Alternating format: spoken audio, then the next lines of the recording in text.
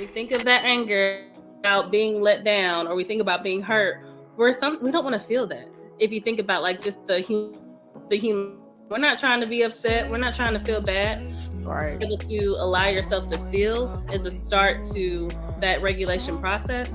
But then allowing yourself to process through that too. I love how you mentioned journaling earlier. Some people like to journal. So if you can write out what you're feeling in a journal, and it kind of, that's you. You're like, let me get this off my chest. I'm a journaler. Yeah. And that's good because you found what works for you. And so it could be journaling. For other people, it may be that safe space that you were talking about before. I know you mentioned therapy. It may be therapy and really working through what kind of caused you to feel dysregulated in the first place. But ultimately, it's having that awareness and that knowledge within yourself of saying, okay, I don't feel okay right now.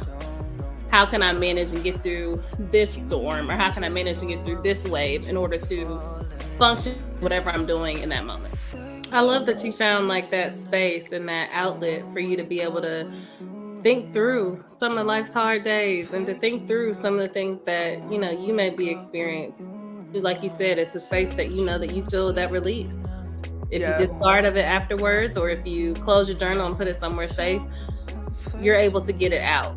That's one of the most important factors when it comes to expressing yourself and releasing things. It's not holding on to the baggage. Yeah, and it's not always because something's bad. It's just even sometimes if I'm having a great day, or maybe life is happening and I need to make a decision and I'm not sure how to go about it, I'll journal and I'll start all of my entries with, hey, dear God, blah, blah, blah. And I'll write it out. And through that process, I'm able to kind of hear my thought process and go, oh, well, this is what I need to do in this situation. It could be work related. It could be personal. It could be something with branding. But I want people to understand, just because you're going to a therapist or journaling, it's not always because of trauma and baggage. Sometimes it's just a way to process thoughts to make a decision in your life. Mm-hmm. And speaking of decisions, there's this one model that I find so much value in to kind of creating a choice.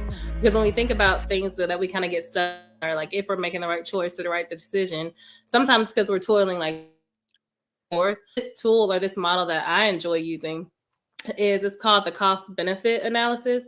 Okay. And imagine setting up like on one side, kind of like a pros con list, like if you're visualizing it, but instead of the terms pros and cons, you would put costs on one side and then benefits on the other. You would think through whatever that choice may be, and then kind of really consider like, what is it costing me to stay in this situation or to continue life the way that it is? What do I benefit from that?